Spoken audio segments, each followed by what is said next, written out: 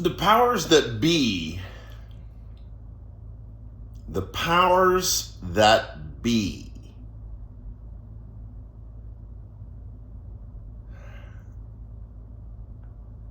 they're disorganized. Disorganized.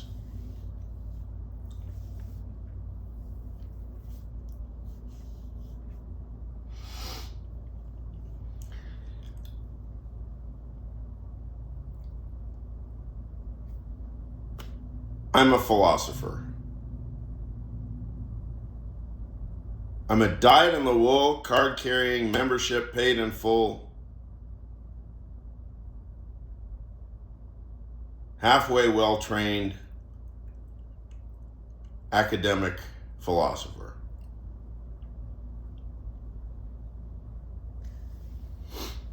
I know Plato and Aristotle and all that stuff, right?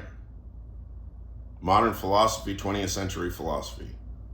Some medieval stuff, some Roman stuff, good amount of Greek stuff,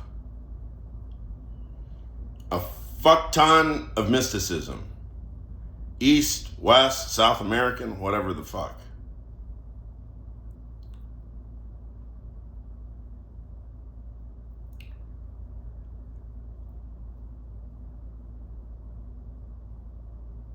When I was growing up, I became involved, my mother and I've discussed this at fair long length, with the Jan Cox group in Atlanta.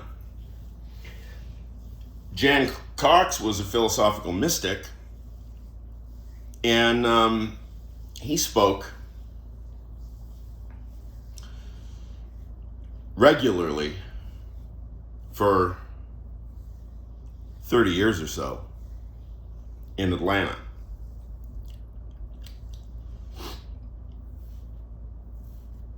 Now,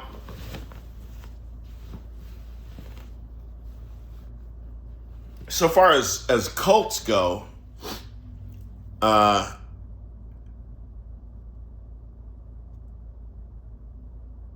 it was fairly boring, I suppose. It wasn't much of a cult. The guy's a philosopher. He shows up and he speaks. There's a handful of people that, for whatever reason, they listen to him.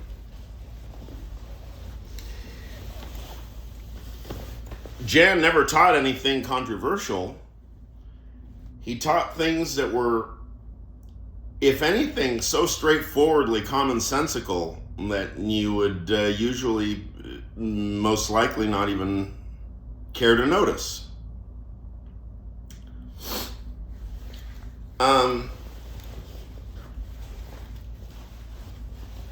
I'm mentioning Jan right now because it offers an interesting comparison to my own apparent political passions. Jan taught political apathy.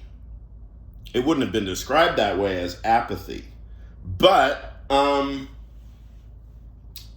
his view, I will articulate it, was roughly this. Life is alive.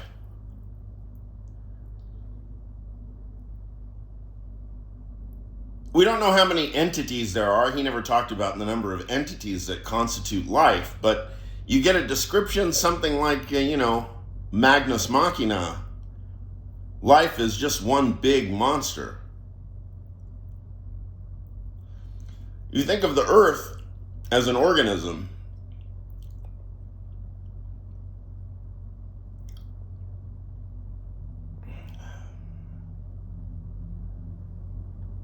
So from within the system, from within, they say perspective one, right? First person perspective. You think your political ideology is going to deconstruct the logic of Earth?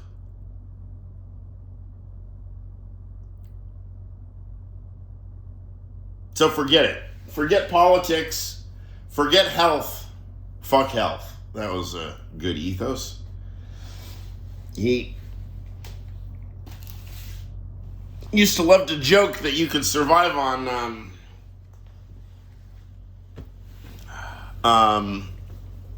sawdust.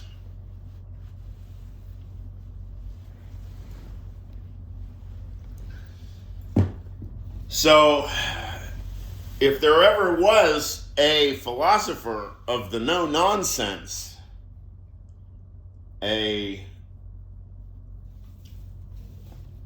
philosopher from the school, from the punk-ass bitch school of Diogenes himself,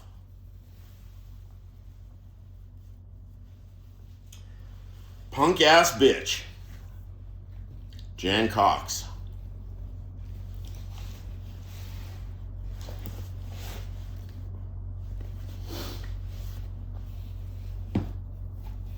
You're rested, you're fucked, you're fed. Only thing one left to do at that point is think. Well, it wouldn't have been his way of describing it.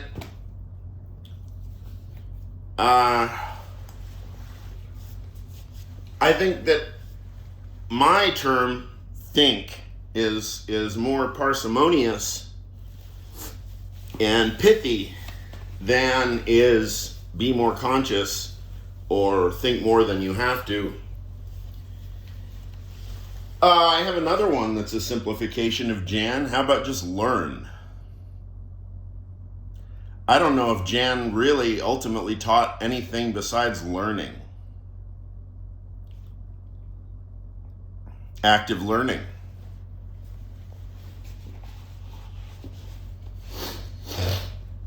So,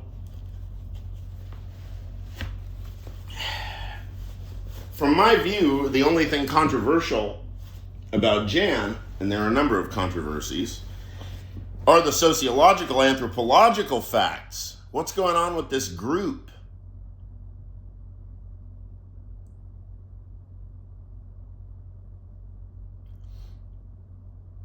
And so when I pound the table, Worth Baldwin, this and that, right? Worth Baldwin is, along with several other people down there, the guardians of the legacy or the archive or whatever. And Jan used to say, when I die, this dies, of himself. Meaning his philosophy or whatever, the group or whatever. When I die, this dies. So there was no succession plan. I guess Jan didn't care about the teaching itself, or who's going to carry on the tradition itself? Does the teaching amount to anything? He didn't care to transmit the teaching? Did he not believe that he was doing something positive for the human project? So, by 2005, Jan died, and I had already spotted in his philosophy enough holes that I was perfectly comfortable moving on. I guess I sensed that he didn't have that much time left, and I was going to have to continue the project of, it was a dead end anyway. I exhausted everything. I learned everything Jan had to teach. I guess this is something that happens with me, is that I learn a lot.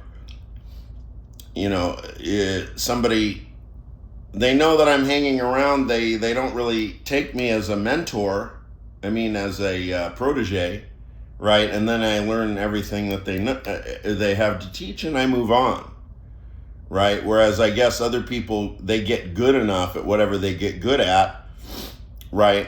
They go get a couple of degrees and go get a job. They get good enough at it. They impress somebody, right? They become somebody's protege, they kiss somebody's ass, doctoral advisor. They kiss the ass of the doctoral advisor enough, right?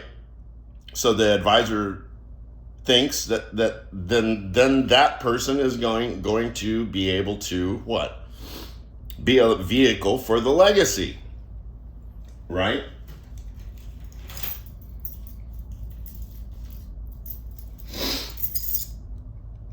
Vehicle for the legacy.